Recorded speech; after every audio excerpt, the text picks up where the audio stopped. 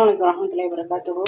நம்ம வந்து கத்திரிக்காய் காரக்குழம்பு, அதாவது கத்திரிக்காயை வந்து நம்ம எண்ணெயில் வதக்கிட்டு நம்ம வந்து குழம்பு வைக்க போகிறோம். ஃபஸ்ட்டு ஆயில் சூடு பண்ணிவிட்டு சின்ன சின்ன கத்திரிக்காயாட்டு நல்லா கழுவி தொடச்சிட்டு இந்த மாதிரி நாளாக கட் பண்ணி வச்சிடணும். எண்ணெய் காஞ்சதுக்கப்புறமே கட் பண்ணுங்க, இல்லைன்னா கத்திரிக்காய் கருத்தும். இந்த மாதிரி சின்ன சின்ன பீஸாக சின்ன கத்திரிக்காயாக எடுத்திருக்கேன், அப்போ தான் நல்லாயிருக்கும். இப்போ இதை கொஞ்சம் நேரம் எண்ணெயில் ஃப்ரை பண்ணிவிட்டு அதுக்கப்புறம் நம்ம குழம்பு வைக்கலாம். லோ ஃப்ளேமில் வச்சு கத்திரிக்காவை நல்லா பரட்டி விட்டு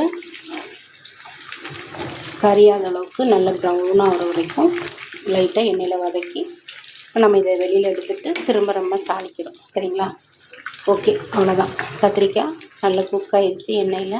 இப்போ நம்ம இதை எடுத்துகிட்டு அடுத்து நம்ம அடுத்த ப்ராசஸ் என்னென்னு பார்க்கலாம். ஸ்டவ் ஆன் பண்ணிட்டேன். இப்போது மண் பாத்திரம் வச்சாச்சு. மண் பாத்திரம் ஹீட் பண்ணோன்னா நல்லெண்ணெய் தான் சேர்க்கணும். காரக்குழம்புக்கு நல்லெண்ணெய் தான் சேர்க்கணும். கொஞ்சம் தாராளமாகவே நம்ம சேர்த்துக்கலாம். ஏற்கனவே கத்திரிக்காயில் எண்ணெய் இருக்கும், கொஞ்சம் தாராளமாக நல்லெண்ணெய் சேர்த்துருக்கேன். கொஞ்சோண்டு வெந்தயம், கொஞ்சோண்டு சீரகம், கடுகு வேணால் போட்டுக்கலாம், இல்லைன்னா அவாய்ட் பண்ணிக்கலாம். ஒரு 7 பல்லு பூண்டு,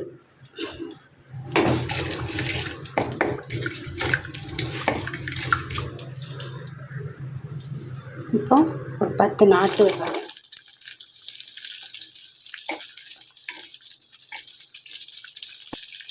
சின்ன தக்காளி பழம் 2 பழம்,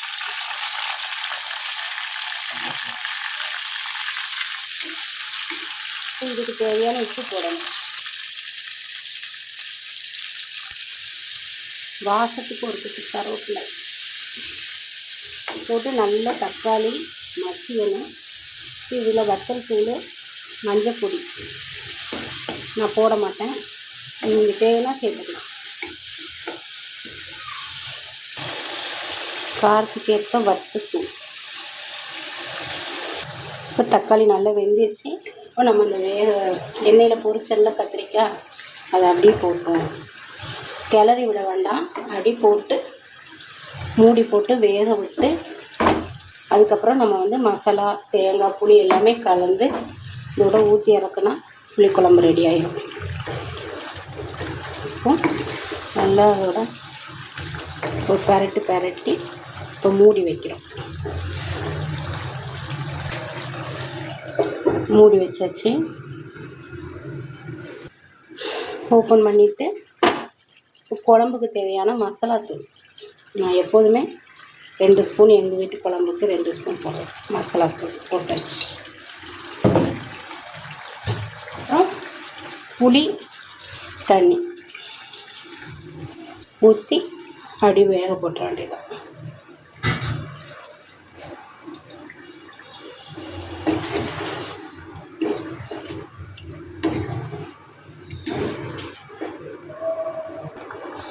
புளி தண்ணி மசாலா போட்டாச்சு. இப்போது நல்லா மசாலா வாடை போகிற வரைக்கும் மூடி போட்டு வேக விடுவோம். ஓப்பன் பண்ணிட்டேன். கத்திரிக்காய் நல்லா குக் ஆயிடுச்சு. இப்போ கொஞ்சோண்டு தேங்காய்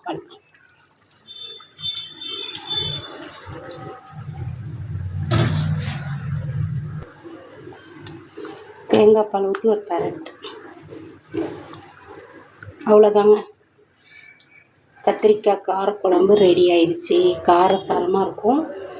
வீடியோ பிடிச்சிருந்தா ஒரு லைக் பண்ணுங்கள். இன்ஷா அல்லாஹ் சுட சுட சோறில் போட்டு விரவி சாப்பிடும்போது இதுக்கு ஒரு அப்பளம் மட்டும் சைடிஷாக இருந்தாலே போதுமானது.